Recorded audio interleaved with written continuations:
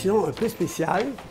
Et la formule qu'on avait imaginée, Sylvie Vincent, Gérald McKenzie, moi-même et Alain Gagnon de la chaire de recherche du Canada en études québécoises et canadiennes en 2006, parce que Sylvie Vincent est cofondatrice de la revue Recherche amérindienne pour Québec, mais elle est aussi cofondatrice des Midi des Nations. Et Sylvie, elle insistait beaucoup pour qu'on se réunisse, qu'il y avait des experts ou des gens invités, des journalistes qui allaient essayer d'alimenter une discussion avec les invités autochtones, les leaders politiques autochtones, parce que l'objectif, c'était de donner la parole à des leaders politiques autochtones à l'UQAM. Et on a fait ça longtemps. Sylvie insistait beaucoup qu'on discute avant, pour pas qu'on s'en aille dans toutes les directions, et qu'on oriente la discussion avec les chefs ou les hommes, les femmes autochtones qui sont venus à ces Midi des Nations. Donc aujourd'hui, j'ai spécial un peu parce qu'il n'y a pas d'expert, il y a plutôt un animateur qui va animer la première partie avec des Inuits. Ce soir, Joséphine Bacon et Gloria Volant vont nous parler de leur travail avec Sylvie Vincent. Et comme je vous invite à vous asseoir en avant. Donc, Gloria Volant est directrice du musée Chapoutoine à Sept-Îles. Et je pense qu'elle fait partie, tu me corrigeras, là, d'une équipe de recherche dans laquelle Sylvie a été impliquée longtemps. On va nous expliquer un peu là, en quoi consistait le travail de Sylvie. Joséphine Bacon est absolument inconnue. Et elle travaillait avec Sylvie longtemps.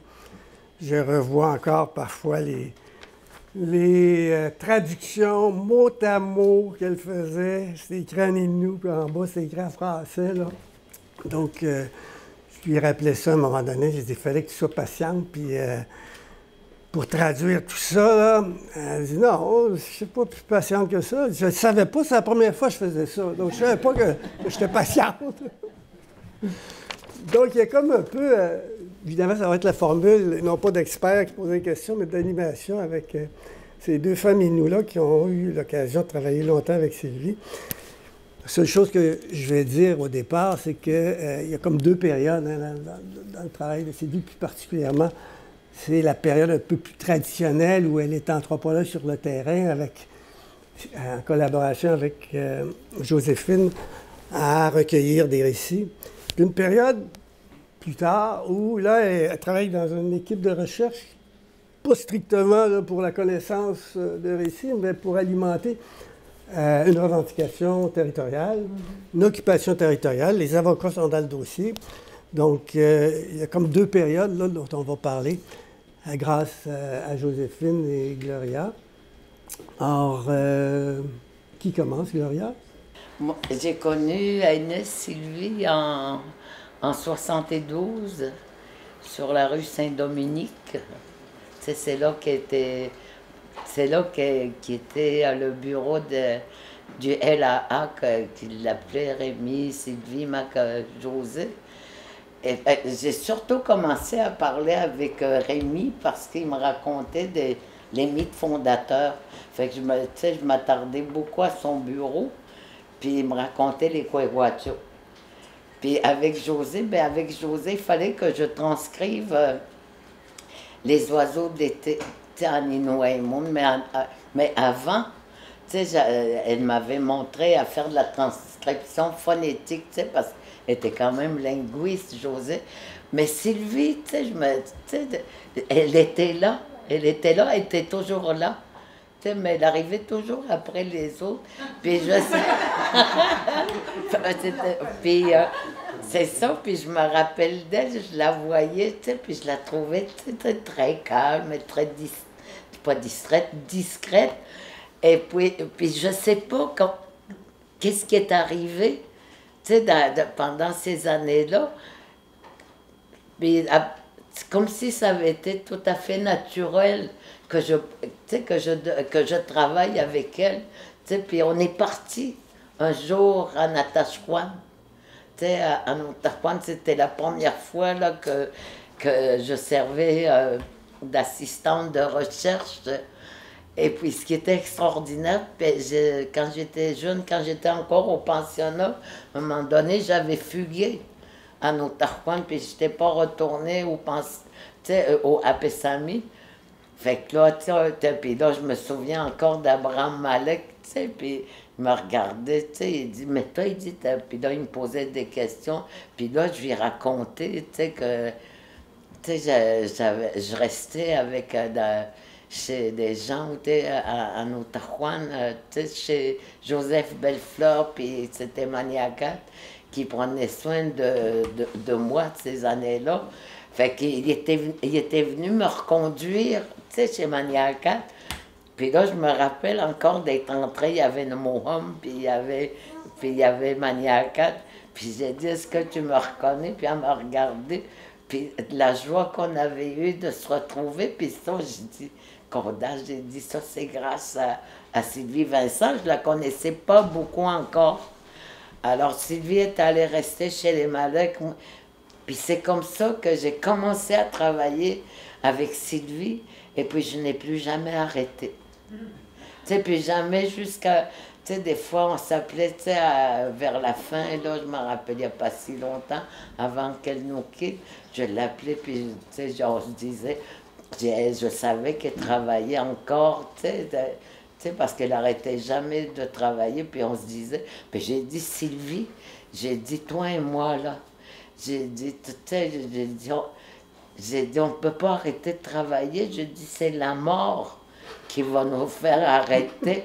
Puis elle était tout à fait d'accord avec moi. Puis c'est vrai. Tu sais, elle travaillait beaucoup, beaucoup, tu sais, avant de partir. Moi, je travaille beaucoup, beaucoup aussi. Puis je pense que, tu sais, on était un bon tandem, tu sais, Sylvie et moi, depuis presque à tous les années. Puis c'est grâce à Sylvie aussi, tu sais, parce que comme j'étais au pensionnat, il y a beaucoup d'Inouïmoun que j'avais perdu parce que je ne montais pas dans le bois, mais parce que je transcrivais ce qu'on ramenait à Montréal. Tu sais, fait que je faisais ça d'abord en Inouïmoun. Fait que tout ce que je comprenais pas, tu sais, des mots nomades. Fait que moi, je faisais des frais virés, tu sais, à Natashquan pour savoir qu'est-ce que ça voulait dire. Mais parce que j'ai travaillé avec Sylvie, c'est tous des mots aujourd'hui que je comprends. Tu sais, puis là, ça a été... Puis quand on travaillait ensemble sur les transcriptions que je faisais, fait que, tu sais, je savais de quoi je parlais, au lieu de lui dire, ben là, je vais les mettre de côté, puis je vais faire une longue distance, puis après ça, je te dirai qu'est-ce que ça veut dire. Tu sais, puis je les écrirai dans la traduction. Mais puis ça a été comme ça, on a travaillé, on ne s'est jamais lâché, on a toujours été... on a toujours travaillé aussi loin aussi loin de 72 que je me souviens. Tu sais, on finissait tout le temps, tu sais, soit elle m'appelait parce qu'elle avait besoin, tu sais, de telle chose, de telle chose. Ou moi, je l'appelais, tu sais, c'était beaucoup plus terre à terre, moi, ce que j'avais de besoin. Mais elle, ça avait toujours à voir avec le travail qu'elle faisait d'anthropologue, ou, tu sais, quand elle travaillait, tu sais, plutôt dans les termes politiques. Alors, Sylvie, pour moi, tu sais, puis on se voyait beaucoup moins, tu sais, des dernières années. Mais tu vois, quand je viens ici, tu sais, je regarde la porte, puis...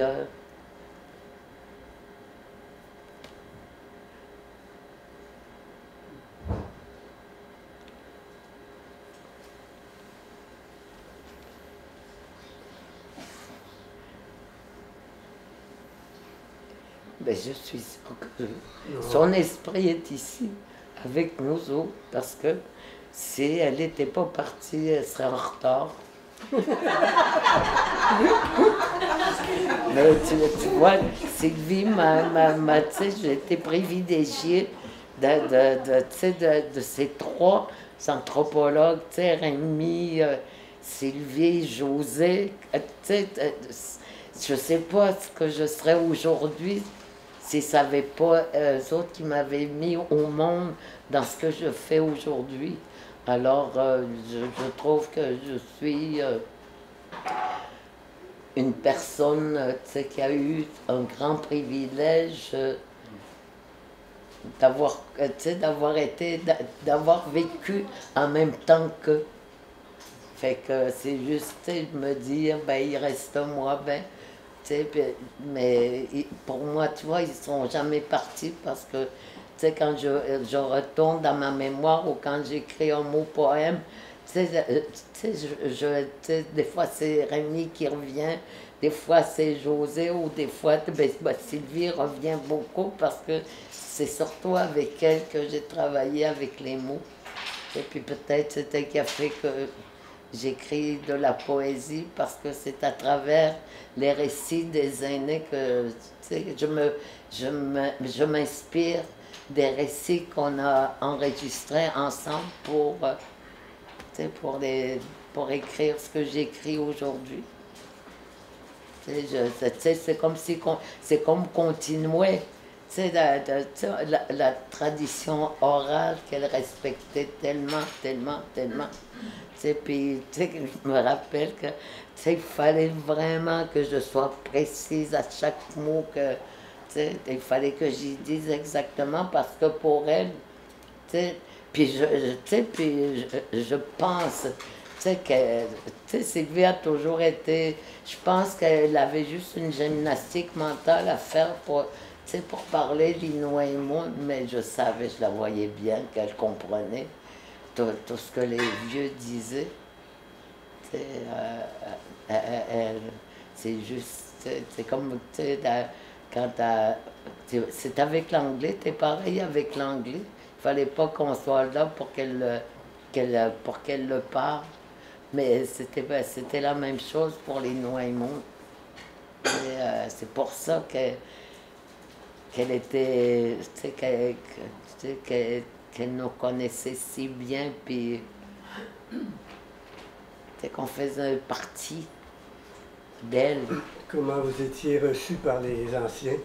Ah, moi, puis Sylvie, quand il nous voyait arriver, il nous disait non, tu sais, comment ça se traduit pas vraiment en français, c'est comme, tu sais, pas des, tu sais, que quelqu'un, c'est un peu les psychopathes des vieux qui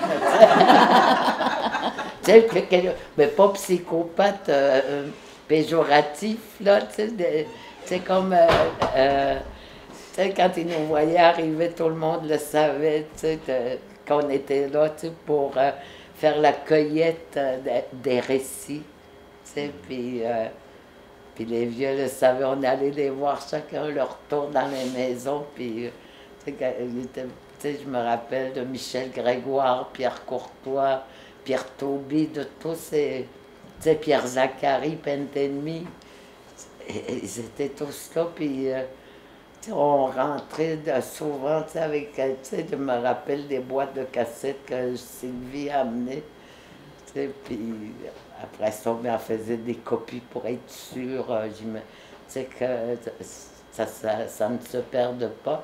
Et puis, ce qui était bien avec Sylvie, tout ce qu'on a enregistré dans toutes les communautés qu'on allait, elle faisait des copies, puis elle les renvoyait, tu sais, aux personnes qu'on avait enregistrées ou à la famille. Tu sais, elle avait un tel respect.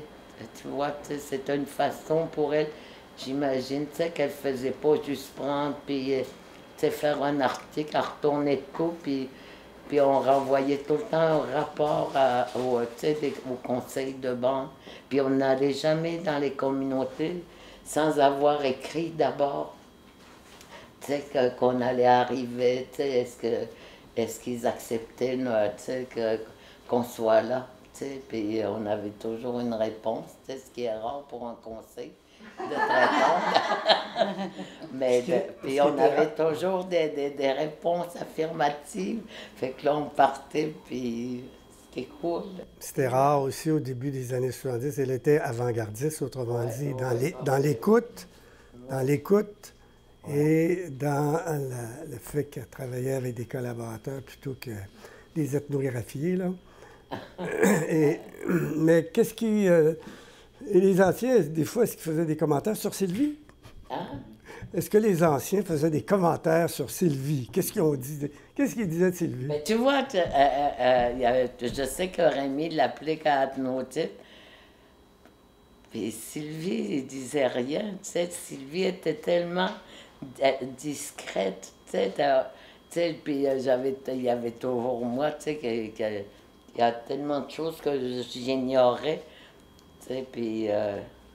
il y a juste ça, je me rappelle de Pierre Courtois, si on avait 5 minutes de retard, il nous montrait l'horloge.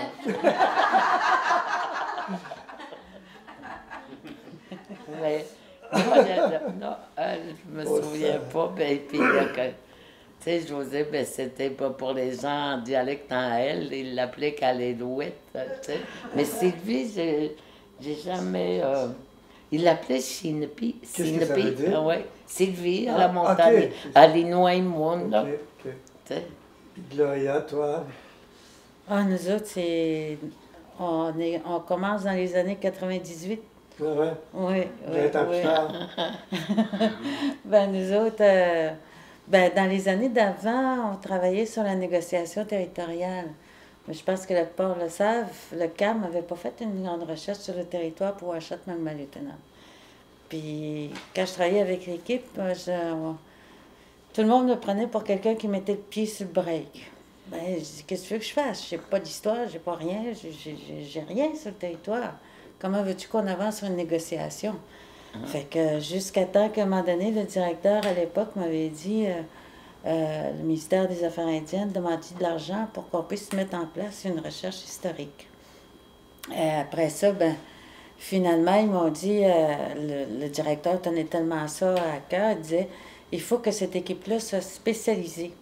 Il faut vraiment que tu ailles chercher les meilleurs anthropologues qu'il y a au Québec et pour en faire une grosse équipe très dans le top des tops. Mais quand j'appelais partout, c'était Sylvie Vincent, Sylvie Vincent, Sylvie Vincent.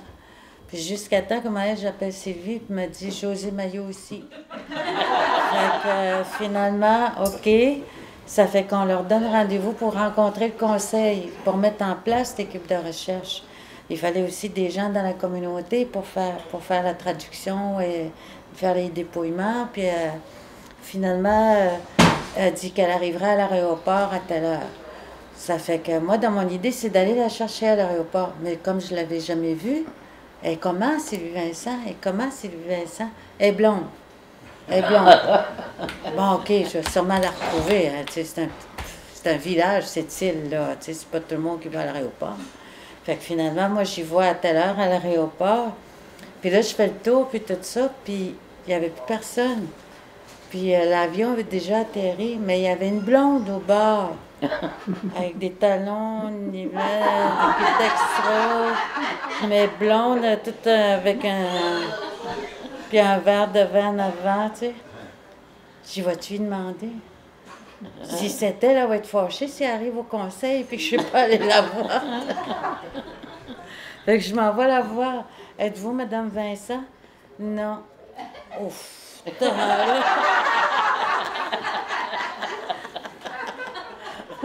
Finalement, j'arrive au conseil. Ils étaient déjà tout arrivés au conseil. José, puis Sylvie, puis moi aussi, puis avec l'équipe Innou, là. Fait qu'on a parlé de ça, là, toute la gang ensemble, puis ils ont dit oui, OK, on va mettre ça ensemble. Mais là, eux autres sont allés rencontrer les avocats. Sylvie et José sont allés voir les avocats pour expliquer comment il fallait faire le prélèvement du titre aborigène sur le territoire. Ça fait qu'il y avait toute une technique là-dedans, puis tout ça. On a tout mis ça en place avec José qui nous avait... C'était évident qu'il fallait qu'on travaille sur la généalogie en premier parce que quand on était sur le territoire, ben la personne qui était montée dans le territoire avec une telle personne, Mais comment ça se fait que tu es dans le bois avec lui? Tu n'as aucun lien de parenté avec. C'est qu'est-ce qui s'est passé pour que tu te retrouves dans telle rivière alors que tu... Mais là, on n'arrêtait pas sa généalogie. Fait que finalement, il fallait faire la généalogie. On a commencé avec la généalogie. Avec José, comme vous la connaissez, on est allé recueillir les données dans le cimetière. Fait que tout le monde a ri de nous. Ils sont en train d'interviewer des morts au cimetière. Après, ben, Sylvie est embarquée. Puis évidemment, il fallait que Laurent vienne nous rejoindre. T'arrives au bon moment, Laurent, je commence à parler de toi. Laurent ben, est venu aussi se jumeler à l'équipe pour la géomatique et puis pour la partie informatique. On était dans une période comme un peu en retard sur l'histoire qu'il fallait recueillir chez des aînés, mais en même temps, on était comme dans une bonne période pour tout recueillir sur l'ordinateur. Ça fait que ça nous a permis de tout agencer ça en même temps. Ça fait que nous autres aussi, on a fait beaucoup d'entrevues. Il fallait qu'on réapprenne le vieux Innu dans le bois. Oui. Et l'embouchure, tu sais, on va dire, la décharge du lac, la rivière, les... C'était pas enseigné dans les pensionnats, ça? Non, il n'y avait pas de décharge. Non, il n'y en avait pas, tu sais, même... il fallait tout réapprendre. Ou bien donc, quand on faisait une entrevue avec un aîné, il ne comprenait pas. Ouais. Ah, là, j'ai dit, il faut qu'on réapprenne tout, puis tout ça. Ça fait que... Après ça, ben là, il fallait qu'on se mettait dans les ordinateurs, puis là, on faisait les traductions sur l'ordinateur directement en écoutant, là, avec la vieille machine grise que tu as connue sûrement, là. Tu mets le pied sur la pédale, là. Non, moi, j'ai continué comme si c'était un cassettophone. Elle m'avait acheté un transcripteur finalement, tu sais, puis à un moment donné, je sais pas trop, j'avais cassé, tu sais, les écouteurs, tu sais, parce que je m'étais assis dessous, j'avais pilé dessus, fait que, tu sais, pour que les oreilles arrivent là, je m'étais une débarbouillée.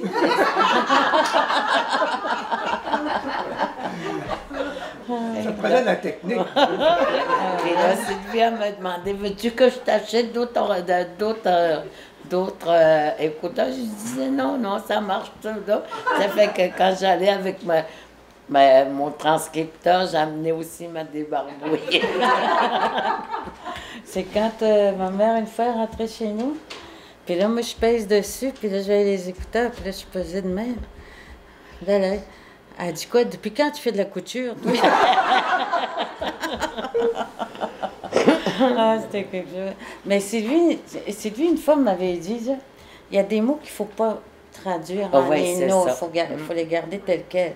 Mais ce bout-là, je l'avais manqué. Fait que je fais la traduction. Il a vu un homme invisible. Quand tu m'as interrompu, ça me retourne ça, c'est une faute de frappe. Lui, il les appelait comme Jérôme Saint-Onge, lui, il l'appelait les hommes sans visible. Sans visible. Ah oui, mais c'est encore la même équipe qui est encore là aujourd'hui, là. Mais ce qui nous a... À chaque fois qu'on faisait des travaux, puis qu'on avançait là-dedans, puis qu'on avait la chance de recueillir ces choses-là, c'est que nous autres, ça nous permettait de découvrir ce qu'on ne savait pas. Que ça, pour nous autres, là, on ne savait pas que des Inuits allaient jusqu'à chez Chalchou, puis même qu'ils allaient jusqu'à Wapchitoyat, puis qu'ils revenaient, puis... C'était vraiment, en plus, avec les noms des lacs, il y en a un qui s'appelait Kametchut, en tout cas, c'était un lac lettre, là. Puis, on traduit lac lettre. Mais je suis allée dans ce lac-là, mais il est vraiment lettre. Vraiment. Le canot, il n'y a pas de place où le mettre, puis tout ça, là. Il est vraiment lettre, ce lac-là. Il porte son nom, il porte vraiment son nom. C'est ça, c'est toutes les toponymes. Les toponymes, oui, toutes les traduire aussi, des récits. Après ça, ça a été... à la fin, Sylvie, quand on avait fini avec un conteur ou un raconteur, il nous permettait d'y poser la question à la fin. est-ce que tu as vécu quelque chose qui était bizarre ou bien donc qui était pas normal dans le bois? Puis là, ça commençait à raconter, là. Puis là, moi, je traduisais, puis ça me faisait peur quand j'écoutais ça, là, parce que... Puis là, récit, j'ai dit, Sylvie, c'est-tu des légendes? Non, c'est des récits. Ça veut dire que ça existait vraiment, ça? Oui. Combien donc, des fois, moi, des fois, c'était, quand je demandais, il dit, c'est comme un atnokan, mais c'est comme un tapatumoun aussi. Fait que là, on se regardait, on disait, ben, c'est comme, on savait pas, si c'était, mais ça ressemble, c'est parce que la façon que les vieux le racontaient comme un atnokan. Mais sauf que, tu sais, au bout du compte, ça finissait en tapatumoun. Donc, c'est pour ça que les vieux disaient, c'est pas un atnokan, mais c'est comme. Puis après ça, ils disaient, mais c'est un tapatumoun aussi. T'sais, on n'arrivait pas à trouver véritablement la traduction de ce genre de récit. Tu sais, comme par exemple des récits, tu sais, comme par exemple, Anikapo, tu sais, des vieux ou les vieilles le racontaient comme si c'était vrai. Puis il y a des vieux qui te disent aussi, sur une telle île, à tel endroit dans le nord, tu sais, il ne faut pas que tu fasses ça, sinon, tu sais, parce que c'est là où se trouve Anikapo, puis si tu fais ça ou tu dis ça, là, tu vas voir, tu sais, il y a un épais brouillard qui va se former. Puis il y en avait, tu sais, des aînés qui racontaient, tu sais, pour défier, j'imagine, parce ils étaient jeunes dans ce temps-là, quand ils faisaient, tu sais, qu'ils disaient ce qu'ils n'avaient pas le droit de dire, puis ils confirmaient. Alors, Anikapo, c'est un être, il paraît que c'est un bel homme, puis il subvient aux besoins de sa famille, mais c'est un voleur de femmes, parce qu'il il prenait les femmes, il les volait surtout quand ils allaient, par exemple, au Chicoté, au Grain Rouge, c'est rare le sol, non? Comme lui, il vit dans la terre, fait que il est poigné par les pattes, puis il descendait. Puis la façon que ses parents pouvaient le voir, c'était, tu sais, par les rêves. Et ça c'est quelque... Bon, voilà, c'est des genres de choses, tu sais, qu'on aimait bien se raconter, traduire. Moi et Sylvie, parce que ça faisait cool. Je vais essayer de faire une interprétation occidentale, les Atnokan étant des mythes, et les Tepatchoumoun étant des récits historiques, ou à peu près comme ça. Mais Sylvie a bien remarqué, bien relevé dans ses textes que la distinction n'était pas si simple que ça. Non, il n'était pas simple parce qu'on disait Atnokan, Tepatchoumoun. Tu sais, on voulait trouver... puis les vieux ils disaient, tu sais, le Atnokan, c'est dans le temps que souvent, comment ils nous expliquaient, c'est que c'est quand les animaux avaient des comportements humains. C'est ça qu'ils disaient. Puis il dit tranquillement, ben, tu sais, t'as eu, tu sais, des humains qui ont commencé à apparaître comme Tchagapèche, par exemple, qui est un petit garçon. Puis là, après ça, il y a eu, tu sais, quand les hommes, puis des hommes, ou hommes, le grand H, là, et les animaux vivaient en harmonie, mais il a fallu, tu sais, qu'il se passe quelque chose, tu sais, entre les humains avec les animaux, il a fallu qu'il y ait des intermariages, tu sais, pour savoir, pour connaître qui était l'homme et qui était l'animal. Et c'est comme ça, tu sais, qu'à un moment donné, tu sais, ils se sont séparés, tu sais, ils ont vécu chacun de leur bord. Mais comme les hommes avaient marié des animaux femelles, fait qu'ils ils connaissaient bien les mœurs des animaux. Et puis l'animal aussi connaissait bien les humains, alors ils savaient. C'est pour ça qu'il est capable, quand il est chassé par l'homme, il sait où aller pour ne pas se faire tuer. Voilà, ça, ces genres de récits, on en a plein dans la tête. Moi et Sylvain, on en a plein des fois. Quand j'allais sur de Lormier, on se rappelait de ce genre de récits qu'on recueillait. C'était le fun, c'est comme si on s'était retrouvés encore dans les endroits, on revoyait les aînés qui nous donnaient tout finalement, parce qu'ils savaient que on allait faire bon usage de ce qu'ils nous racontaient. Il y a 2 textes dans le numéro. Je vais faire le rôle de vice-président qui fait la promotion du numéro. Il y a un texte de Leila Inksetter qui traite particulièrement les tabacs du monde. Et il y a un texte d'Émile Duchesne avec Robert Crépeau qui parle des récits, qui fait une analyse plutôt des mythes là, ou des apnocones.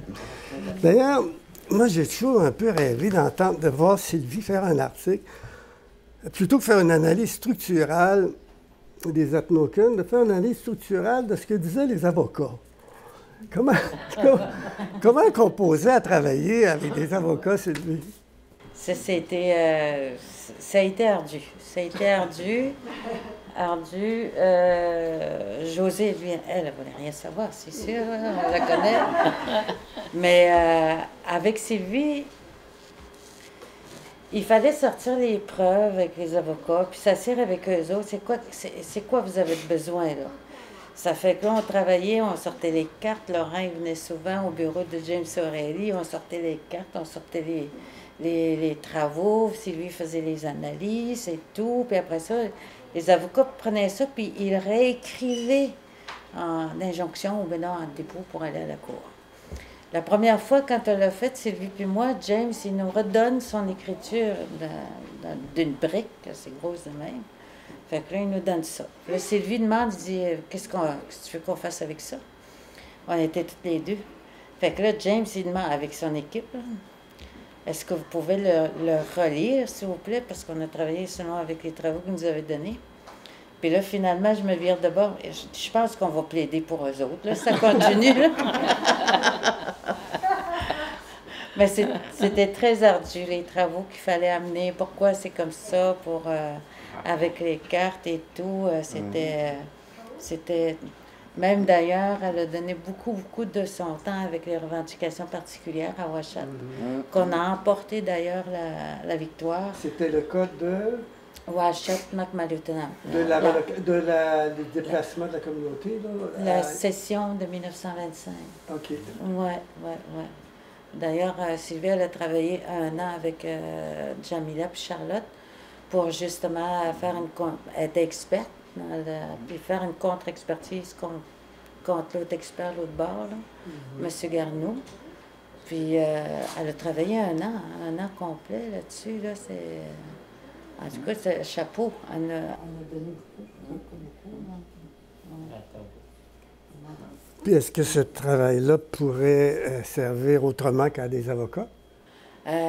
Oui, c'est parce que là, ce qu'on est en train de faire, il y a des travaux qu'on garde pour les poursuites judiciaires, puis il y a des travaux que maintenant, ça s'est déposé à la Cour, puis c'est rendu public. Puis là, nous, on est rendu à numériser nos travaux.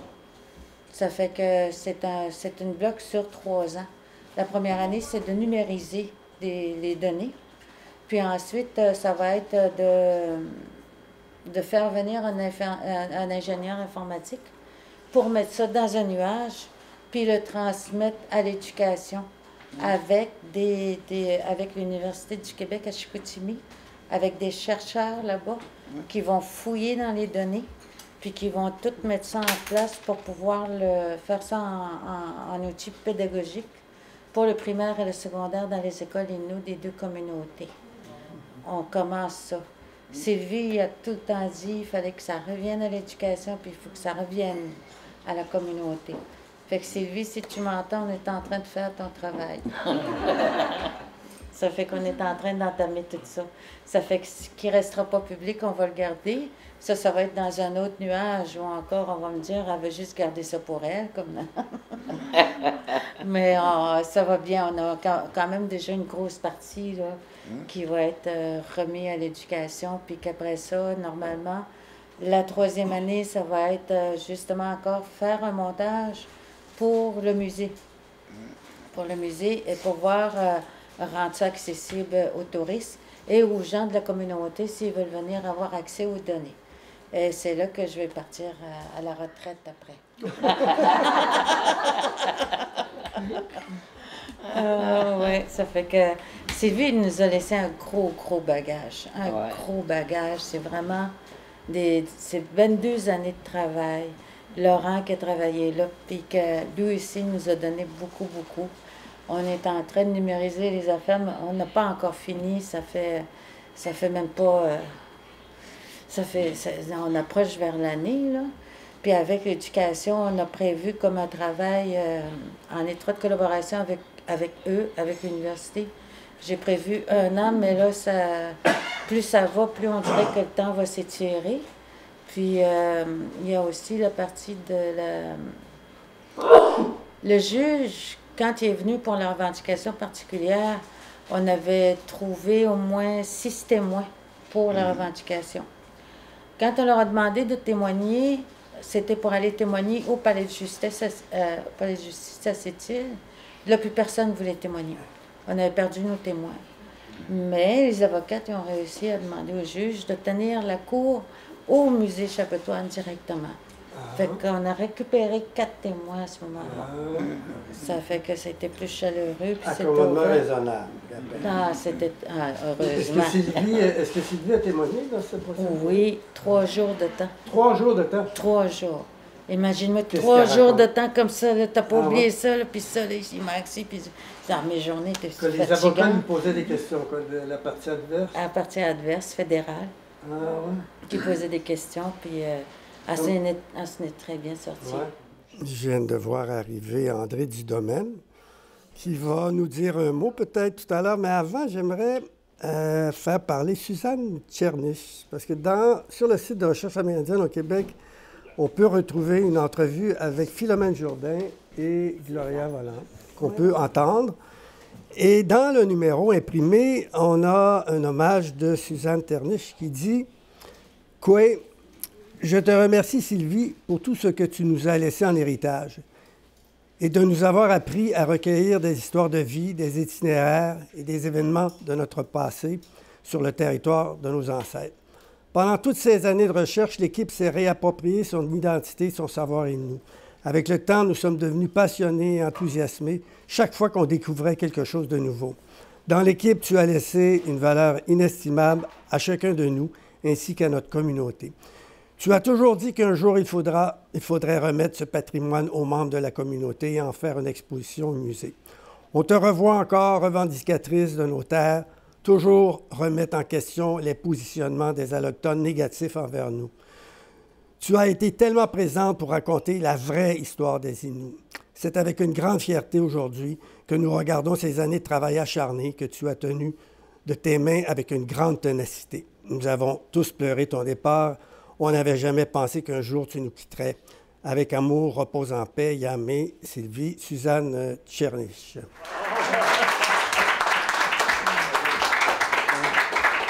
D'ailleurs, c'est malheureux, André. J'avais une photo qu'on n'a pas pu montrer du premier Midi des Nations qu'on avait fait avec Jean-Guy Wildog. On voyait Sylvie, toi, moi et Jean-Guy Wildog en 2006. Donc, je relevais que Sylvie avait cofondé aussi, pas juste la revue, mais cette série-là qu'on a fait de Midi. Oui, on est en plein dedans présentement. Donc, à toi la parole, quelques minutes. Ben, Kwekwe, Wajia, bonjour tout le monde, bonjour les amis, hein, j'ai plein de gens qu'on connaît. C'est vraiment une fantastique réunion amicale, c'est bon de se rappeler Sylvie. Alors donc, oui, Sylvie, que j'ai connue, moi, plus comme amie que comme collègue, et quelqu'un qui ce qui m'a toujours frappé chez elle, c'est comment une femme qu'on pouvait, à prime abord, considérer comme cérébrale, avait la tête bien connectée avec le cœur, et comment elle restait fidèle, aussi bien dans ses amitiés que dans ses convictions. Et qu'elle était très droite. Hein. C'était pas quelqu'un qui zigonnait. Vraiment, son sentier était devant elle et elle y marchait d'un pas tranquille mais sûr. Et c'est une femme pour qui j'ai eu beaucoup d'amitié, beaucoup de respect et beaucoup d'échanges intéressants. Et ma foi, je pense que les Inuits du territoire qui l'ont côtoyée, qui ont travaillé avec elle, sont vraiment ceux et celles qui peuvent mieux témoigner de l'héritage qu'elle laisse. Pour ma part, elle me laisse un souvenir d'une femme exceptionnelle que je suis heureux et que je serai toujours heureux d'avoir rencontré, connu. Voilà. Merci André de ton témoignage.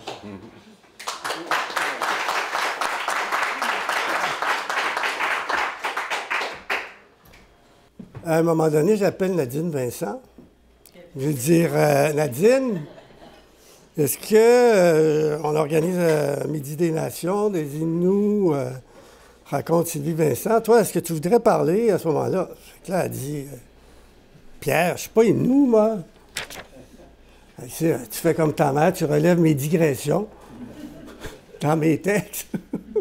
Alors, malgré, c'est un Midi des Nations spécial, malgré le fait que Nadine n'est pas Inou, il y a une place pour la famille de Sylvie et Nadine a décidé de donner la parole plutôt à Leïla Saint-Pierre, qui est la petite fille de Sylvie Vincent, qui va nous raconter aussi Sylvie Vincent. Allô tout le monde! Bonjour! En fait, moi, je venais lire quelques extraits d'un texte que j'ai écrit l'année passée, parce qu'il y a 2 ans, en 2020, après le décès de ma grand-mère, je suis allée sur la Côte-Nord en voyage, je m'ai rencontré quelques de ses amis, puis tout ça, puis ça a été tellement un moment marquant pour moi de rencontrer toutes ces personnes-là, puis là, je m'excuse, ça se fait que je suis un peu émue, là, mais ça me faisait penser, quand vous parliez des histoires cool, il y a une autre histoire que j'avais comme écrit dans le texte, justement, quand on était allé à Nutarquan, puis là, en tout cas, il pleuvait depuis 3 jours, on était en camping, on savait pas où dormir, puis là, avec la COVID, c'était comme compliqué aussi d'aller chez les gens, puis tout ça, fait que on va sur le terrain de camping abandonné là, à côté de Nutarquan. Je sais pas si vous connaissez cet endroit-là. Puis là, il pleut à Sio, puis il y a une petite cabane, puis on décide de mettre notre tente sur le petit balcon de la petite cabane, mais tu sais, la cabane a vraiment une ambiance assez glauque, là. Il y a eu des parties qui se sont passées là, puis tout ça, fait que déjà, ça commence mal. Puis là, on se couche, puis on a froid, puis on a peur. Il est juste comme 6 heures du soir, puis c'est déjà comme... Il n'y a rien d'autre à faire que se coucher, puis attendre qu'il fasse beau le lendemain. Puis là, pendant la nuit, ben là, moi, j'entends des bruits, puis tout ça, puis... Tu sais, c'est comme l'imagination s'emballe, les bruits dans les branches, puis tout ça, Puis mon copain, Élie aussi, il entendait comme des voix, mais là, on était comme, ben là, on est fatigué, on exagère. Puis le lendemain, on va voir la famille Wapistan. On a été les voir. Puis là, ils disent « Où est-ce que vous avez dormi hier? Hein? » Là, on leur dit ça, puis là, ils partent à rire. Puis là, on est comme « Quoi? » Puis là, ils se disent « Hey, on dormirait jamais là, il y a des esprits. » Puis là, j'étais comme « Tu sais quoi, oui, je le crois. À ce moment-là, j'ai pas remis en question du tout. C'était comme évident que c'est ça qui s'était passé. Puis là, après ça, ils nous ont raconté qu'est-ce que les esprits faisaient. Puis c'est ça, ils marchent dans les branches, puis on entend leur mouvement. Puis là, d'autres choses aussi, comme qui peuvent marcher sur la plage, puis après, il y a des traces de pas, puis les traces s'effacent ou des choses comme ça. Fait que, en tout cas, c'était juste... ça a ouvert aussi à plein de discussions sur les esprits, sur les rêves, puis j'étais tellement honorée de pouvoir apprendre toutes ces choses-là, puis pouvoir m'y intéresser. Puis je sais que ça avait beaucoup intéressé aussi Sylvie. Mais c'est pas simple à expliquer. Est-ce que Sylvie elle prenait beaucoup de temps pour vous expliquer tout ce qu'elle découvrait dans ses entrevues? J'imagine que... Non? C'est des petits bouts comme ça que vous avez cueillis à ces retours de terrain. Puis c'est ça. Je vais vous lire qu'est-ce que j'avais apporté de mon texte, mais là, je me rends compte que c'est une bonne chose aussi, mais tu sais, j'ai lu un peu le début de la revue, puis ça disait la même chose que moi, fait que je me disais au moins j'ai des bons souvenirs, mais... Grand-mère Micou, tu t'appelles Ducret, comtesse. Tu t'appelles Vincent, anthropologue. Tu t'appelles Sinipi, vague rouge. Tu t'appelles Casablanca. Arraché à ton petit Marrakech, espace entre deux meubles où, enfant, tu te cachais pour rêver. Tu t'appelles S à la fin de tes lettres. Tu t'appelles Bicou, sœur, épouse, mère. Tu t'appelles Grand-mère Micou, grand-maman. Tu t'appelais Sylvie. Je suis là, sur la plage de Maniotenam, dans ta chambre vidée, entre les meubles de ton petit Marrakech. Je m'appelle Petite Fille. Grand-mère Micou, penses-tu que les outardes sont des fausses bernaches ou peut-être le contraire? À bien y penser, tu as passé ta vie dans des colonies. Tu es né pied noir au Maroc en 1941. Tu es arrivé à Montréal en 1956. Passé de Casablanca à Côte-des-Neiges, ta famille s'est rebâtie. Tu m'avais dit que ton père avait fabriqué des faux murs dans les chambres de l'appartement pour que ses 7 enfants aient un semblant d'intimité. Même si tu venais d'Afrique, tu m'as dit que les premières années, tu n'as pas trouvé l'hiver difficile. Il a fini par te rattraper. Tu m'as dit que les bernaches migrent 2 fois par année. Elles partent vers le sud à l'automne et reviennent avec le printemps pour aller pondre dans le nord. Presque toute ta famille est retournée vivre en France. Tu m'as dit que dès la deuxième année de sa vie, la bernache se trouve un partenaire. Elle reste avec lui jusqu'à sa mort. À 17 ans, tu as rencontré Denis à l'Université de Montréal. 4 ans plus tard, vous étiez mariés. Ta famille n'approuvait pas que tu épouses un Québécois, mais tu as tenu tête. Tu as commencé des études en économie, puis un professeur t'a parlé de l'anthropologie. Fondé en 1961, le département d'anthropologie de l'Université de Montréal en était à ses débuts. Tu es devenu anthropologue spécialisé en tradition orale. Tu as eu 3 enfants, Thierry, Nadine et Gaëlle, ma mère. En 1972, c'était ton 2e voyage à Natashquan, qui a été suivi de nombreux séjours à Shefferville, Maliotenam, Tarquan. Dans ta vie, tu n'as jamais arrêté de travailler. Dans ton lit d'hôpital, il y a 2 hivers, tu me parlais encore des mises en page et des transcriptions à faire pour cette île. Tu m'avais dit que lors de la migration, les bernaches forment un V dans le ciel.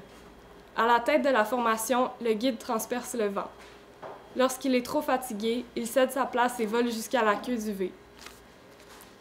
Quelques semaines avant ta mort, les Inuits de Maniotenam et Ouachat ont gagné 2 procès, un contre une compagnie minière, l'autre contre la municipalité, pour les terres qui leur ont été volées dans les années 60. Ça faisait des années que vous luttiez. Même si tu t'es séparé de grand-papa, vous n'avez jamais divorcé. Tu as continué de prendre des taxis pour aller couper les cheveux sur sa rive sud. J'ai appris que les bernaches du Canada ont été introduites en Europe par les Anglais au 18e siècle parce qu'ils les trouvaient jolies. Puis au 20e siècle, la Suède en a importé pour la chasse. Elles sont aujourd'hui considérées comme une espèce invasive en Europe, alors que les outardes locales sont menacées. Une autre ironie du colonialisme. Tu as passé ta vie dans les colonies du bord des colonisés. À Casablanca, tu n'as pas eu le temps de rencontrer les Marocains.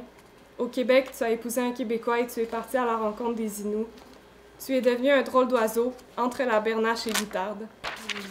Un jour, tu m'as dit, quand on n'a pas de racines verticales, on se crée des racines horizontales. Grand-mère Micou, j'ai aimé voir les chiens libres vagabonder sur la réserve. On comprend tout de suite qu'on n'est plus chez les Blancs. À qui appartiennent-ils? Selon le dictionnaire, appartenir, c'est être la propriété de, ce chien appartient aux voisins. Dépendre politiquement d'un pays, ce territoire appartient au Canada. Être attaché, dévoué à quelqu'un, ils appartiennent à leur chef. Être propre, particulier à, L'insouciance appartient à l'enfance. Jacinthe a dit « On va aller chercher mes amis ». 2 enfants sont montés dans la boîte du pick-up. Ses amis? J'ai pas osé demander s'ils étaient ses enfants. Un chien blond courait derrière le pick-up. Ça faisait rire les amis. La maison d'Anne-Sophie est marquée par le passage de plusieurs générations d'enfants. Des collants sur les murs de la salle de bain, des piles de jouets, des dessins sur le frigo. Agnès était là, assise à la table de la cuisine. Agnès, la mère de Jacinthe et d'Anne-Sophie, ta toute première amie de Noutarquan. Agnès, je veux dire pas Anne-Sophie. Je trouve que vous vous ressemblez. Quand elle m'a prise dans ses bras, pour un moment, j'ai cru que c'était toi. J'ai fondu en larmes. J'étais gênée, mais j'arrivais pas à reprendre le dessus sur mes pleurs. Je me demandais comment les démonstrations d'émotions sont perçues par les Inuits. Je t'imagine vraiment pas t'épancher en public. Mais je sais que tu as été très triste ici à Noutarquan. T'en parles dans tes lettres. C'était en 1972, au jour du décès de Mathieu Ménicapo. Mais là, je vais vous lire un extrait de la lettre que vous allez retrouver dans le numéro aussi. Cher José, perdu au milieu d'un fatras de notes, de cahiers, de fiches, je donnerais cher pour avoir quelqu'un à qui parler. J'ai du mal à mettre 2 idées l'une derrière l'autre. Il va falloir que je prenne 2 jours pour réfléchir. Mathieu est mort, ce matin à 5 heures. À 7 heures, Marie-Ange entrait dans ma chambre pour m'avertir. Un peu plus tard, quand je me suis levée, Noukoum est venu me le dire aussi, avec un air très solennel. Je suivais la progression de sa maladie par l'intermédiaire du père Fortin. Il n'a pas mangé, il va mieux, il n'a pas dormi, il ne boit plus. Aujourd'hui, il était assis. Il m'a demandé l'extrême onction, ça va beaucoup mieux. Je ne pouvais m'enlever de la tête l'idée qu'il allait mourir avant que je parte. Il a été pour moi très important. Si je fais de l'ethno-histoire un jour, ce sera à cause de lui. Hier encore, j'écoutais avec Caroline ce qu'il disait de la mort. C'était après avoir raconté, très mal, le récit des oiseaux d'été. Il disait que l'enfant était devenu un oiseau parce qu'il n'avait fait que chasser les oiseaux pendant sa vie. Il disait « On est dans la mort ce que l'on a été dans la vie », et aussi, après la mort, on est comme de la fumée, on disparaît. Ce n'était pas un conteur, mais c'était un penseur, un philosophe révolté, amer, lucide. Sa vie est terminée. Petit à petit, les vieilles pages de ce livre qui recèlent encore les connaissances accumulées par des générations de montagnais vont s'envoler les unes après les autres. De la civilisation de la pensée, ils vont passer à la civilisation de la technique. J'espère que Mathieu a été heureux au cours de sa vie. Agnès m'a serré très fort, frotté le dos vigoureusement sans arrêter, jusqu'à ce que je verse ma dernière larme. J'espère que tu as été heureuse au cours de ta vie. Grand-mamicou, j'ai vu les caps rocheux, les tourbières, les lignes d'hydro, les bouleaux minces, les lacs ronds au milieu des forêts, le thé du Labrador, les bleuetières et les graines rouges. J'ai vu les verres de Tim Hortons, des bouteilles de piste de camionneurs, les montagnes dynamitées, les gros travaux de voirie, des tags Kevin plus Audrey. J'ai regardé le fleuve, mais il me mettait trop d'eau dans les yeux. Plus vaste encore que toute la côte nord, le mystère qui t'entoure. Grand-mamicou, il y a 2 ans, c'était l'anthropologue Rémi Savard, ton ami. L'an passé, le 11 mai, l'anthropologue Serge Bouchard est mort, ton ami. Le 26 mai suivant, l'anthropologue José Maillot est morte, ton ami. Je repense à ce que tu lui disais dans ta lettre au décès de Mathieu Ménicapo. Petit à petit, les vieilles pages de ce livre qui recèlent encore les connaissances accumulées par des générations de montagnais vont s'envoler les unes après les autres. C'est la saison des feuilles envolées. Je repense à un des amis de Jacinthe, un garçon inou d'une dizaine d'années. Par conviction, il refusait de nous parler français. Jacinthe nous a expliqué que c'est sa manière de conserver sa langue, l'innu-aimun. Sinon, les mots se perdent.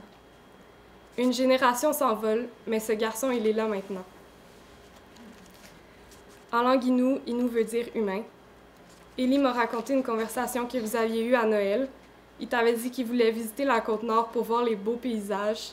Tu lui avais répondu avec ton sourire en coin, il y a aussi de beaux humains. Je t'ai jamais vu aussi insurgé que quand tu entendais des faussetés sur les Autochtones. Tu voulais toujours rectifier les informations. Ton respect pour les Inuits passait par cette quête rigoureuse de la vraie histoire, de la vérité. Tu m'as appris qu'au-delà des mythes, il y a des récits à écouter.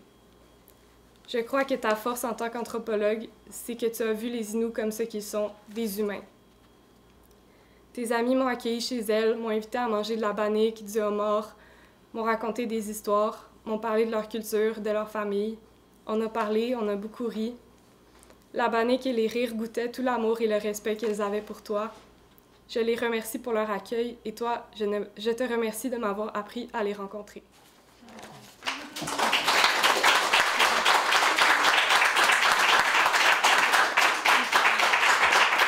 Donc là, maintenant, nous terminons le Midi des Nations spéciales. Et nous commençons le lancement du dernier numéro de Recherche amérindienne au Québec, et non le moindre.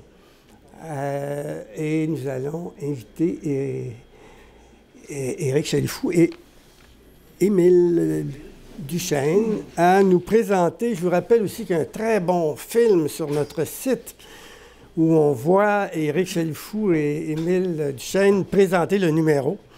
Une dizaine de minutes, vous pouvez aller voir ça, c'est très bien fait. Et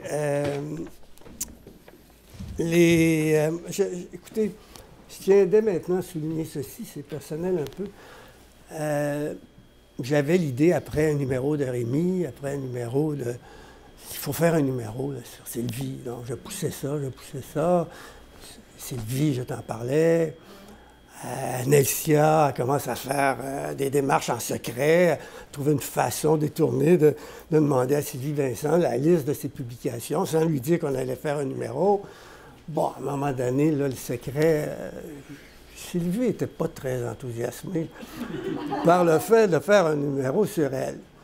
Et bon, c'était lent, elle n'avait pas le temps hein, et tout ça, mais finalement... elle avait accepté, hein, à la fin. Là, C'est pour ça que moi, je suis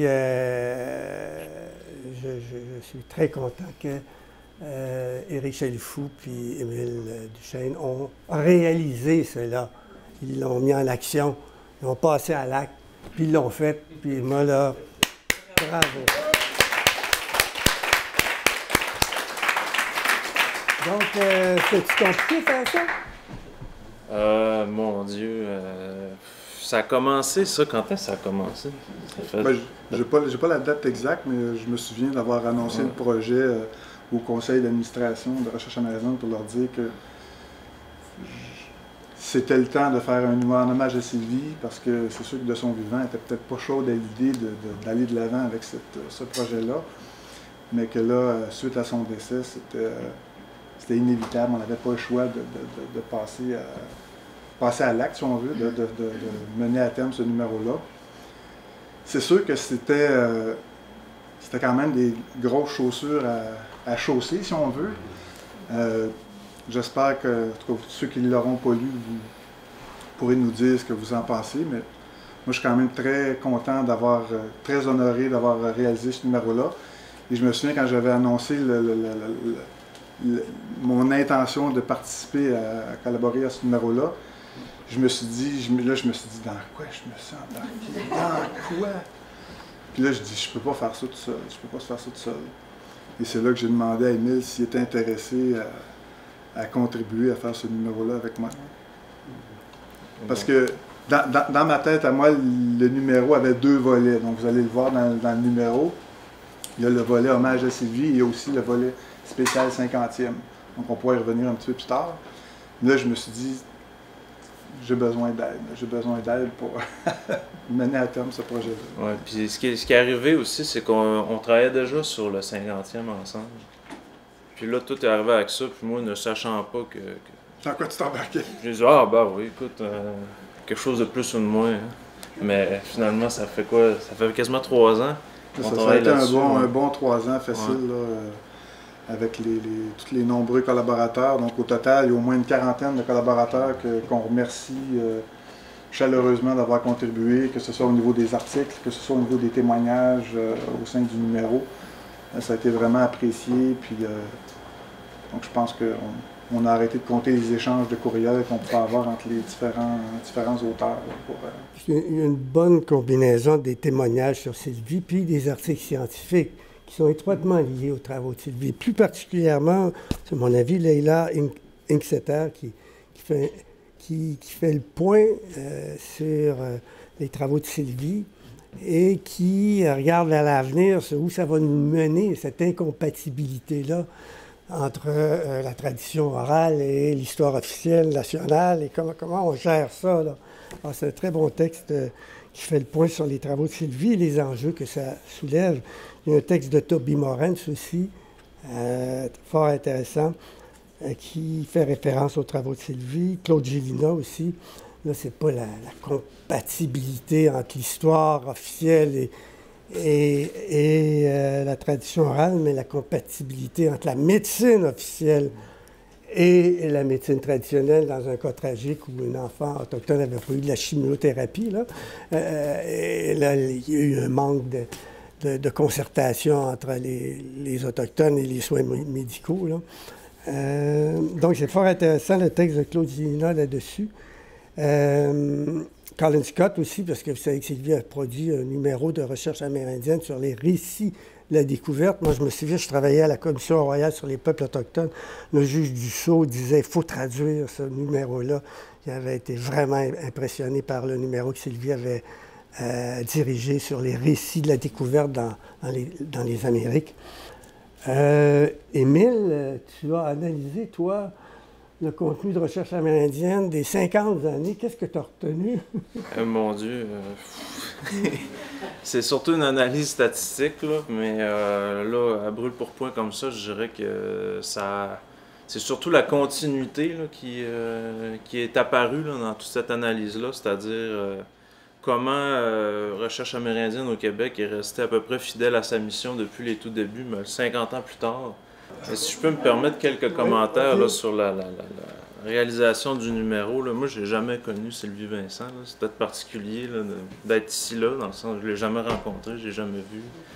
Mais à travers ses écrits, je pense que je l'ai peut-être connu jusqu'à un certain point. Tu sais, des fois on fait un doctorat, on est tout seul chez nous, on lit 4 fois le même texte. Mais je pense que d'une certaine façon, elle a fait partie de ma vie. Dans le sens que je suis arrivé chez les Inuits à Unamen-Chipou, puis grâce à tous ces écrits-là, mais aussi à tous les autres anthropologues qui m'ont précédé, je suis pas parti de rien, puis je pense je serais vraiment, je comprendrais absolument rien. Je pense que ça n'aurait pas été de tout ce qui a été écrit avant moi. Ça m'a beaucoup aidé, puis une dernière chose, ce qui m'a surpris aussi, parce que c'est moi qui a beaucoup, moi puis Eric, mais j'ai contacté beaucoup des auteurs au niveau des articles scientifiques. Puis ça m'a surpris à quel point tout le monde a dit oui tout de suite. Oui, je vais écrire un papier pour honorer l'œuvre de Sylvie Vincent. Oui, c'est important, je vais le faire.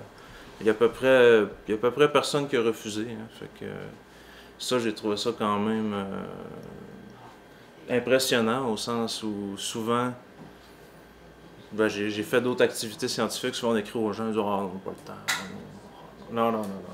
Mais là, tout le monde a dit oui, puis tout le monde a dit oui, c'est important, on va le faire. Puis ça, je pense que ça mérite d'être soulevé, je pense.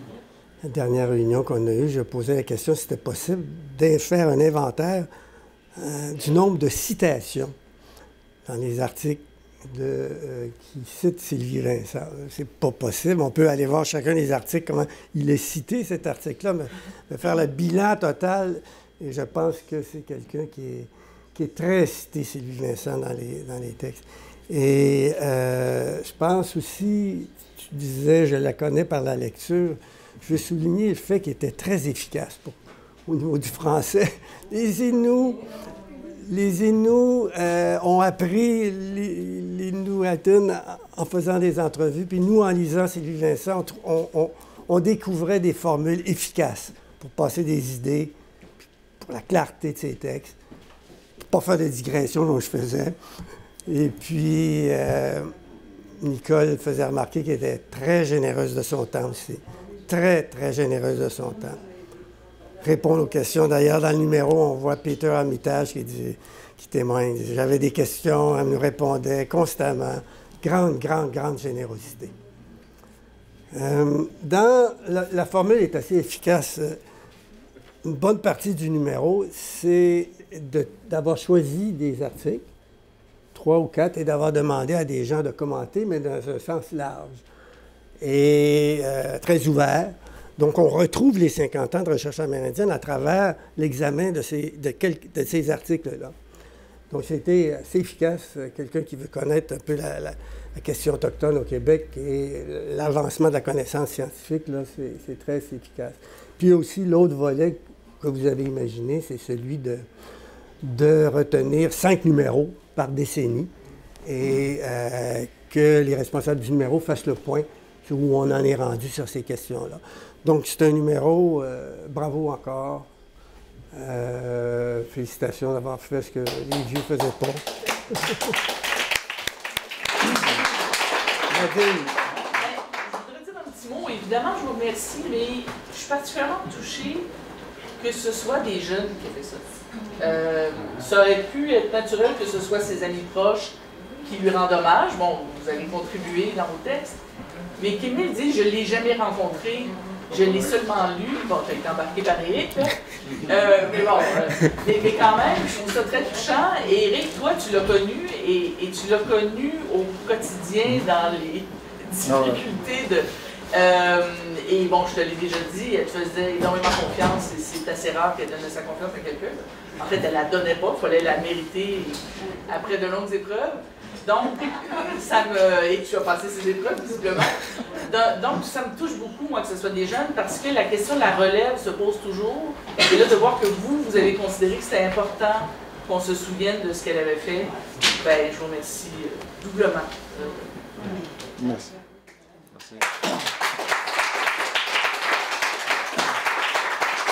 Donc, faites-le connaître, abonnez-vous. Parle-nous donc de la couverture un peu, comment elle a été choisie.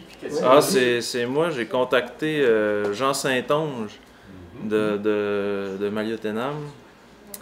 Puis, ben, c'est ça, je connais Jean un peu, j'ai habité à Sept-Îles quelques années, là, puis il m'a fourni ça, puis je trouvais que... Ben, c'est ça, il a pris un panache de caribou, puis il a fait une petite sculpture en bois de grève. C'était pour rappeler un peu là, les migrations entre l'intérieur des terres et la mer. Donc, c'est ça. Il y a une description complète là, à l'intérieur du numéro, puis même en arrière, il me semble bien.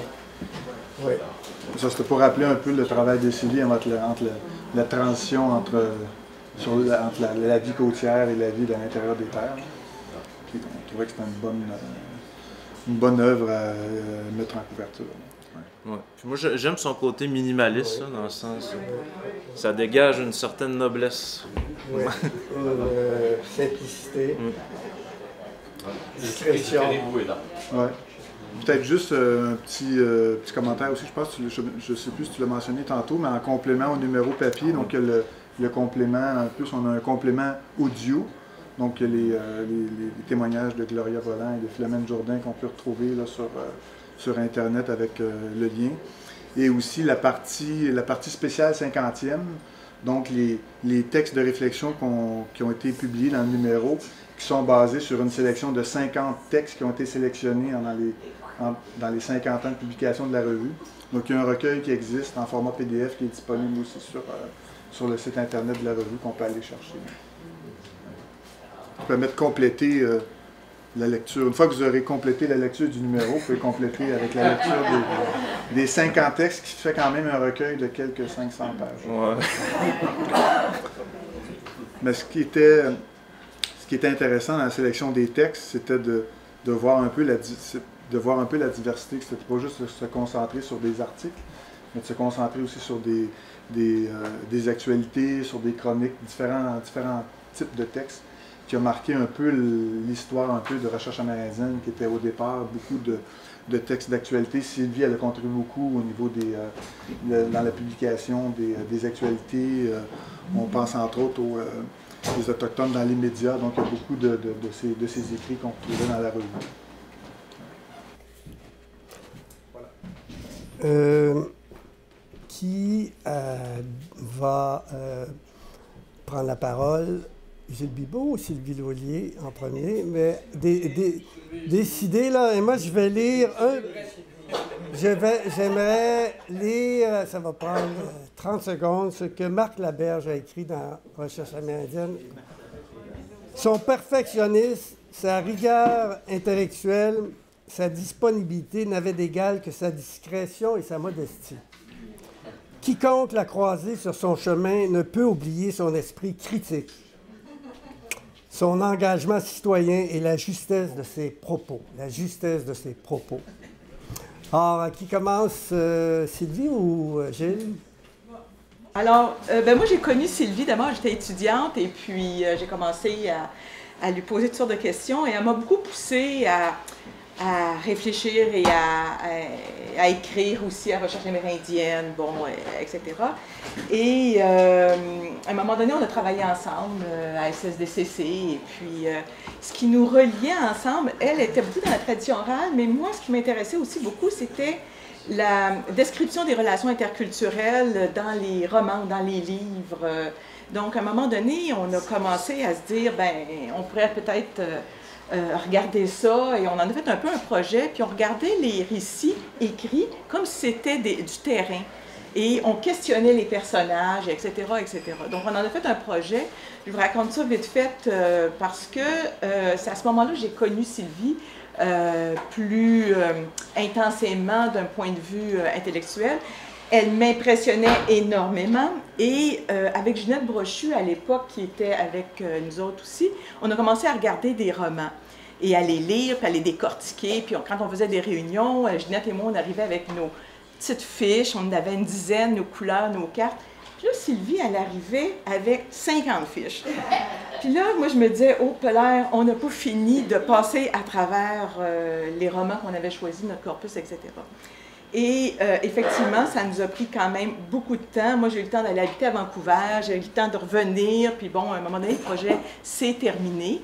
Et Sylvie m'a remis ses données, et il y avait ça de fiches. Puis là, je regardais ça, et je me disais, oh, j'étais un peu découragée, mais quand j'ai regardé ça, j'ai appris, dans le fond, avec elle, parce qu'elle était tellement rigoureuse, tellement généreuse, tellement intéressante aussi, parce qu'on a beaucoup parlé de son travail avec les Inuits, mais il faudrait aussi faire ressortir comment elle a parlé des relations interculturelles au Québec de façon générale. Elle était intéressée par l'image de l'autre. Elle a travaillé sur l'image de l'Amérindien des manuels scolaires, mais elle a aussi travaillé sur l'image de l'autre dans les relations interculturelles. Et ça, je trouve que son apport est très important, très intéressant.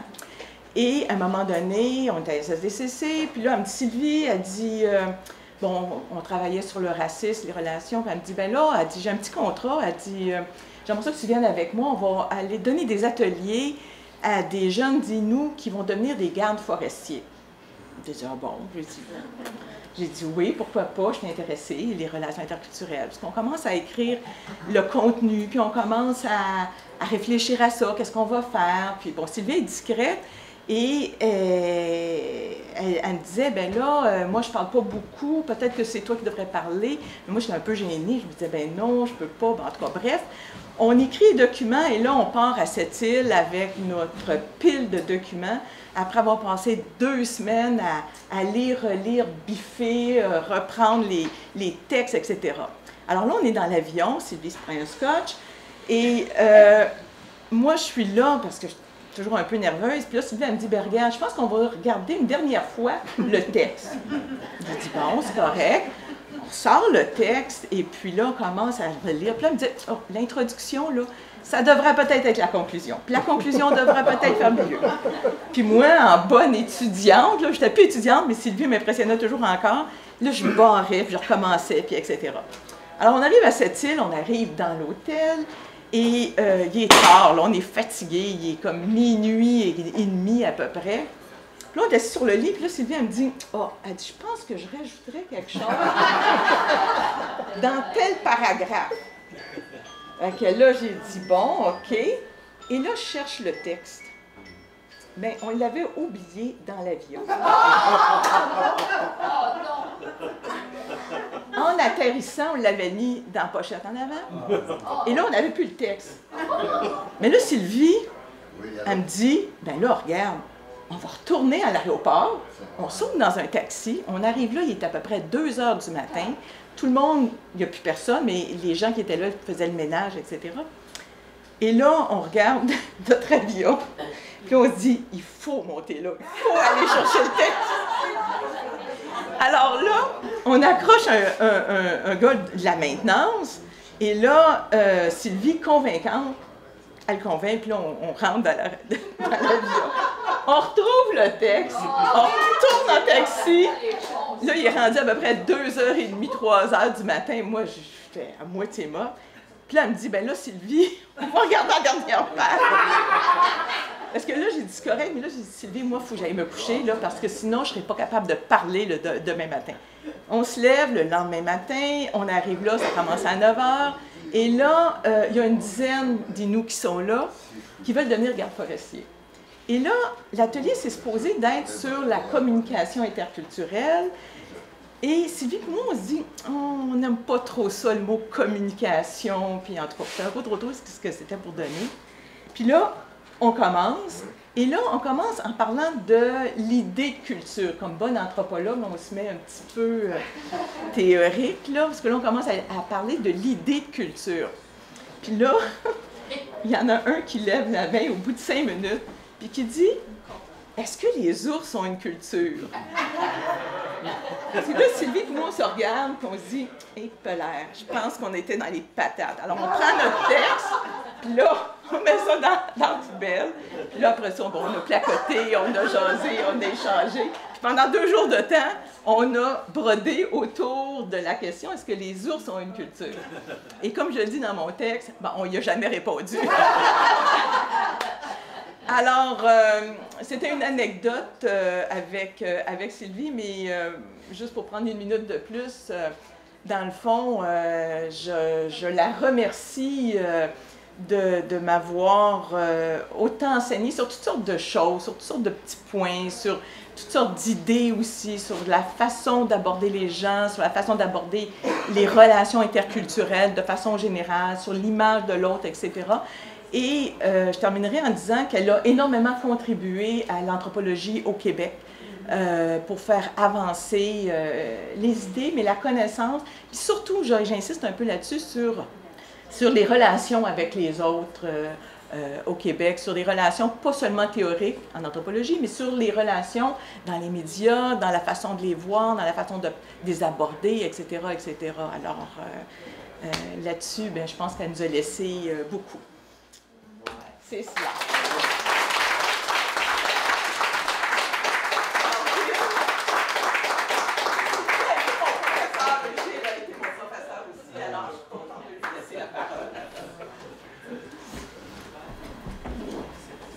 Écoute, si les ours ont une culture, bien sûr.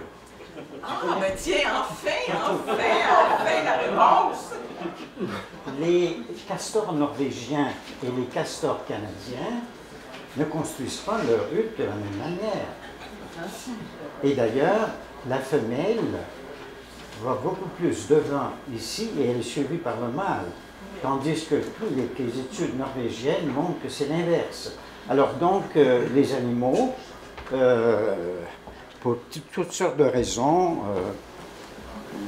construisent une culture, bien sûr. Bon, écoutez, vous savez, quand on arrive à 80, 82, 83 ans, c'est le cas de mon ami Laurent. On a fait nos études ensemble à Saint-Hyacinthe, Laurent Giroir et moi. Et de la même classe. Oui. Et on se demande un certain nombre de choses. Qu'est-ce qui fait marcher une vie? Qu'est-ce qui fait marcher une pensée? Qu'est-ce qui donne une cohérence à une biographie, à toute une histoire? Comme je vis depuis 53 ans avec une psychanalyste, il est bien sûr qu'il faut aller chercher du côté de l'enfance. Là, se mettre en place un certain nombre de dispositifs dont on ne va jamais se défaire. Et dans les premières conversations avec Sylvie, moi qui travaillais sur l'Afrique et sur l'Inde, on parlait de ce protectorat français qu'elle avait connu dans son enfance et le début de son adolescence avant de venir ici. Et j'ai toujours pensé que sa vision du colonialisme et de ce qu'elle faisait aux personnes et aux sociétés a été quelque chose d'extrêmement important pour elle. Et si l'anthropologie, véritablement, c'est faire sien le monde de l'autre, cette parenté qu'on établit avec les autres n'est possible entre colonisés, au fond, que si on partage des souffrances, si on partage la même douleur et tout cela. Donc ça, c'est incontestable que l'enfance de Sylvie, me semble-t-il, a donné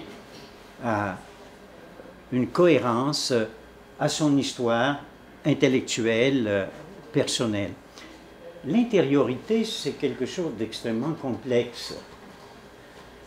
Quand Sylvie, partant du Schmitt, qui dit que c'est là que l'Innu va chercher sa propre identité, et ça, c'est très très vrai. Et elle avait fait sien cela. Lorsque moi, qui ne suis pas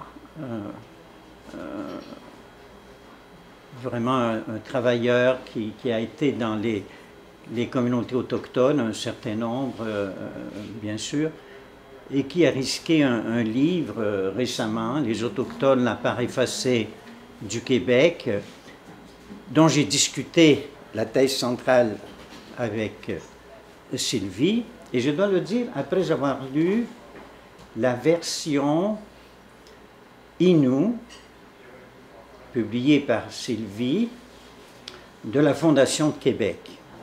Je m'étais dit, le récit national québécois ne peut plus s'écrire de la même manière, comme l'a fait Garneau, comme l'a fait un de mes ancêtres, Michel Bibeau, qui était de la même époque que Garneau, et qui ont écrit ces histoires qui sont devenues les histoires canoniques et qui effacent complètement les autres versions des événements et de l'histoire. Alors, Sylvie laisse sur le plan, je dirais, de la méthode anthropologique aux jeunes un héritage extrêmement important. Comment, je ne sais pas si on peut utiliser le mot, qu'on m'est investi d'une mission, d'avoir une vocation, de ce travail avec l'autre qui fait que tu reconnais en l'autre une partie de l'étranger qui est en toi. Et c'est ça qui fait cette solidité extraordinaire. Ce que Joséphine a dit, et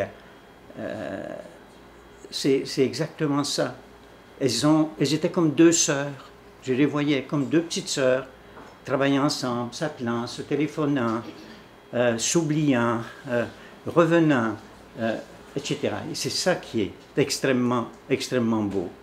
Malheureusement, et là, c'est l'anthropologie, Pierre, je suis sûr, sera d'accord avec moi, et même les jeunes, là, celui qui termine son doctorat, et ils sont tellement sur des choses techniques, très, très précises. Ça ne veut pas dire que la technique n'est pas importante.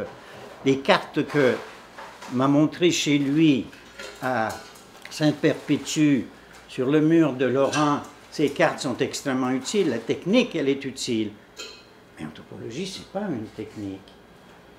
C'est de partager le monde de l'autre et rentrer dans le monde de l'autre. Et c'est ça que Sylvie a fait. Avec je dirais, un respect, une écoute de l'autre. Et on s'est rencontrés autour des contes.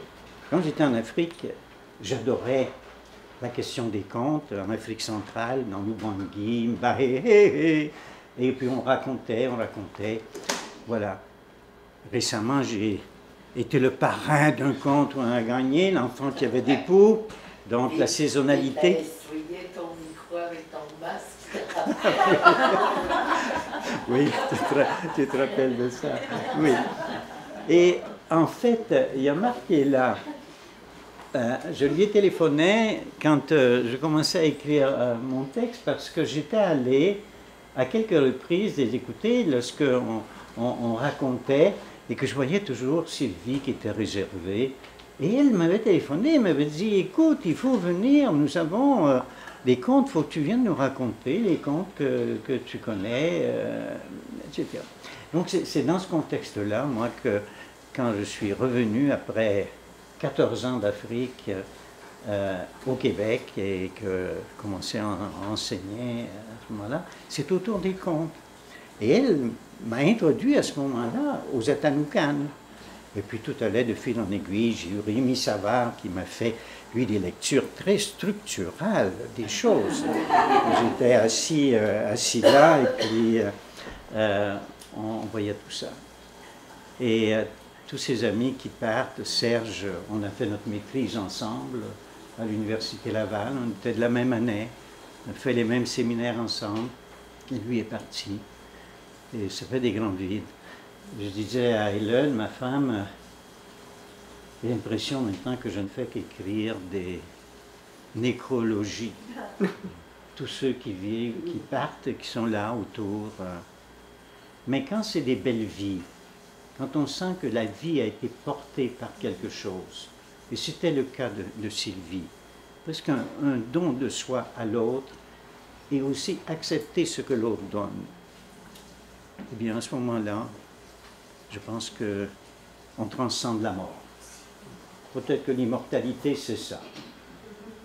Alors voilà. Merci. Et je suis content si tu vois Thierry, Nadine, tout. Bon, aussi les enfants, et j'espère pouvoir de temps en temps parler. Et là, la petite fille, c'est formidable.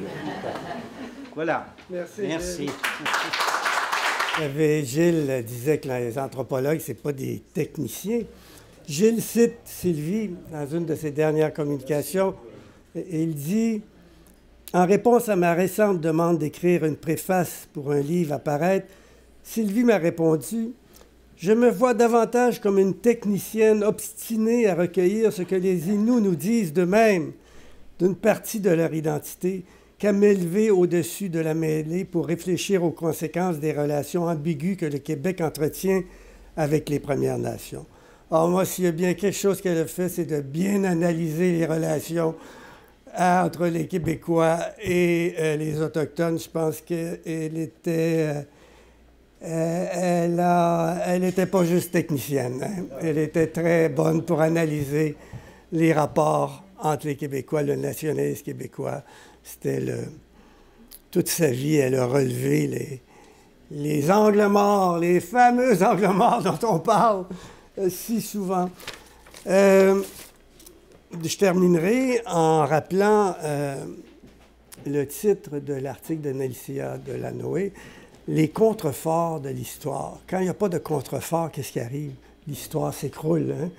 Et c'est ce qu'elle voulait dire dans son hommage à Sylvie Vincent et à Rémi Savard, que l'histoire nationale sans la version Innu, que l'histoire sans la version Innu, ben, ça s'effondre, ça tombe. Donc, le titre disait beaucoup sur ce que Sylvie a fait à nous faire connaître les contreforts de notre histoire nationale. Alors, je vous remercie beaucoup. Est-ce que j'oublie quelque chose? Je pense que non. Le témoignage de Raphaël. Ah! Excusez-moi. Donc, Éric, on pourrait entendre Raphaël Picard, ancien chef de Pessamit, qui témoigne, et on va terminer avec ce témoignage-là. On va revenir à la partie des Inuits, raconte Sylvie Vincent. Vous voyez, il y a eu quelques digressions, là. Nadine va me chicaner. Oui, nous sommes chefs, nous sommes Wizawana, Sylvie, Wiganash, Mac, Kawizitsemat. Bonjour. D'abord, les enfants de Sylvie, les amis de Sylvie, les collaborateurs de Sylvie. Je tiens personnellement aussi à souligner le travail de Sylvie par cette petite contribution de ce que j'ai partagé avec Sylvie comme travail, là, ou ce qu'elle a partagé avec nous, le conseil de Pessamit, dans le temps que j'étais chef, comme contribution la grande contribution qu'elle a fait avec nous. Je voudrais partager un aspect de son travail, là, de chercheur, son travail de chercheur qui est peut-être pas très méconnu, mais quand même sous un secteur d'activité qui est très importante, soit au niveau judiciaire. La contribution de Sylvie sous l'aspect de la recherche pour soutenir la preuve du titre aborigène ou la preuve d'un segment de l'autonomie gouvernementale des Inuits Pessamites très important pour justifier que les Inuits étaient détenteurs d'un droit de l'autonomie gouvernementale dans le secteur de la sécurité publique. D'abord, je vais commencer par ce secteur de la sécurité publique. Nous avions un litige avec un syndicat. Un syndicat que je nommerai pas, là, mais qui, en passant, je ne suis pas anti-syndical, je ne suis pas un anti-syndicaliste, mais je suis un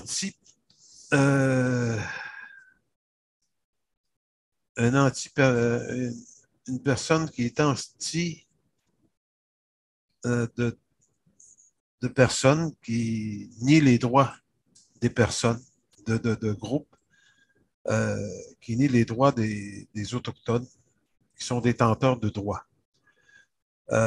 qui pensent que leurs droits à eux sont supérieurs aux droits des Autochtones. Et je pense que c'était bon de se battre contre un syndicat qui prétend que les droits des travailleurs sont au-dessus des droits des Autochtones. Et c'est dans cette perspective-là, on s'est battu pour contrer les approches de ce syndicat-là pour syndicaliser des policiers. Or, pour contrer notre approche, on a demandé à Sylvie de nous faire une recherche de preuves que les Inuits de Pessamites étaient détenteurs de droits ancestrales en matière de régulation, de droits de sécurité de ses membres.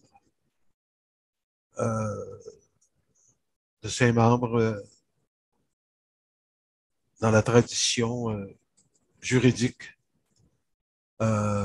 passée, dans les coutumes et dans les légendes. Il est fort probable que le rapport entre le temps et les principes de droit et l'ordre ne conviennent pas. Et l'autre aspect important, c'est que les méthodes de syndicalisation viennent entraver l'ordre juridique que détenaient les Inuits Pessamites depuis des temps immémoriaux. Les principes de gouvernance étaient complètement à l'opposé de ce que sont aujourd'hui les principes de gouvernance. Les principes de gouvernance tels qu'ils nous sont utilisés aujourd'hui. Et c'est dans cette perspective que Sylvie a eu un mandat d'aller chercher cette preuve substantielle en questionnant des aînés, en questionnant la littérature, passée ou la littérature de d'autres peuples autochtones. Et ça a été très bénéfique, hein, questionner des perspectives anthropologiques différentes et de voir comment on peut questionner des aspects là, qui nous viennent interférer notre vie normale contemporaine et qui nous obstruent. On aurait dû le faire il y a 100 ans, hein, et qu'on aurait peut-être eu des victoires bien avant, et bien avant que le système de la civilisation, finalement, vienne perturber nos modalités ancestrales de gouvernance. Et je pense que ça a été une chose là, que Sylvie, le rapport de Sylvie aurait pu être très important là, si la justice n'avait pas convenu de dire que le système syndical de syndicalisation était légal. Tandis que nous avions pensé que le droit à l'autonomie gouvernementale était protégé par l'article 35 de la Constitution. Et ça, c'est un point qu'on devrait continuer à travailler. Moi, je pense que Sylvie a mis les premiers pas dans la recherche ethnographique pour pouvoir donner les premières lignes directrices finalement de la recherche pour la preuve de l'existence de l'autonomie gouvernementale ancestrale devant les tribunaux. L'autre point où je dois remercier Sylvie, c'est surtout la preuve ou la preuve du titre ancestral, du titre d'aborigène ancestral dans les recours, dans les requêtes là, contre Hydro-Québec, contre les forestières et aussi contre les requêtes contre les droits pour les droits des tiers non signataires de la Convention de la baie James. En 1980, le Conseil Atikamekw-Montagny avait fait une grande étude d'occupation et de fréquentation des terres, des territoires ancestraux de plusieurs communautés, et notamment Pessamit. Nous, on a poursuivi Hydro-Québec et des forestières en 2005, 2006, 2007, et nous avions procédé à l'opérationnalisation judiciaire, si je veux dire, devant les tribunaux de ces requêtes-là. Et nous devions procéder à préparer la preuve, tout comme on l'avait fait dans le cas de la sécurité publique pour ce qui était de l'autonomie gouvernementale. Nous devions préparer la preuve du titre ancestral concernant les Inuits Pessamit sur le territoire ancestral. Nous savions qu'il y avait des données, une masse de données importante issues du Conseil Atikamekw, dont les archives se trouvaient à l'Atuc. Une masse de données, des heures d'enregistrement qui n'avaient jamais été analysées, ni répertoriées, ni finalement là, mis en contexte là, de qui pourrait être utile ou inutile ou de quelle façon on aurait pu aménager ça pour que ça soit dans une perspective de preuve de droit, là, d'occupation est aussi une preuve substantielle pour la Cour. Et c'est dans cette perspective que moi, j'ai demandé à Sylvie et à Laurent Giroir de prendre cette masse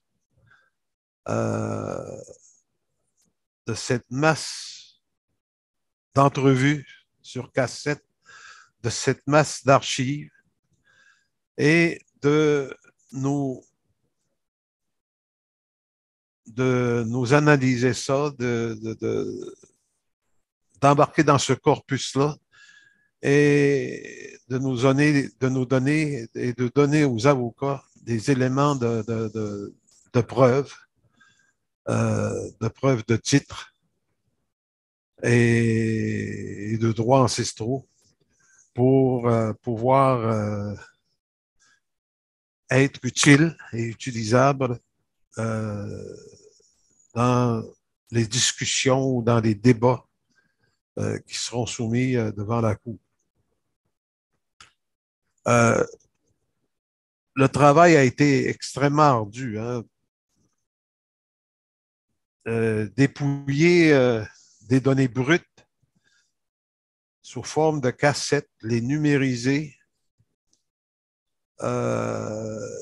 les traduire, parce que tout était en Innu, les traduire, les répertorier. Je sais que Bibit a travaillé une partie de la traduction. Laurent a fait des cartes et le rapport a été soumis il y a, je pense, un peu avant le décès de Sylvie. Et je pense qu'elle a fait un travail gigantesque sur ce travail-là, sur ce mandat-là. Et je pense que pour les fins de ce travail-là, il est juste équitable de lui donner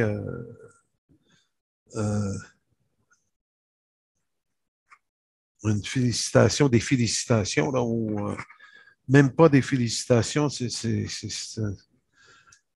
un remerciement énorme de la part de la population de Pessamit. Si aujourd'hui on a une preuve, des preuves là, de l'existence juridique des droits de Pessamit, de l'existence formelle qui est substantielle et légitime, c'est à cause de Sylvie et de Laurent. Et je pense que dans le développement c'est sûr que le travail doit être encore, plus le temps avance, plus la Cour demande plus de choses et aussi en même temps, plus elle exige moins. Mais je pense que dans les circonstances où Sylvie a travaillé la preuve du droit ancestral des Inuits de Pessamit ou la preuve du titre aborigène, je pense que nous en sommes à un stade où le travail là, est presqu'ement finalisé. Et je dois en remercier Sylvie là, de tout mon cœur. Je vous souhaite, en tout cas, je souhaite bon lancement de la revue, bonne présentation pour ceux qui vont faire la suite. Et je tiens encore à saluer Sylvie de tout mon cœur et j'espère vous revoir bientôt. Merci.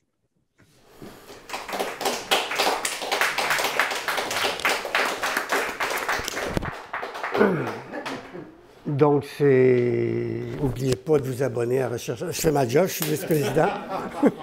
Je travaille, là. N'oubliez pas de vous abonner à Recherche amérindienne au Québec. Et merci beaucoup d'être venu. Tu as un mot à ajouter, Robert? Ça va? Merci, Pierre, pour ton animation et l'organisation. Bon.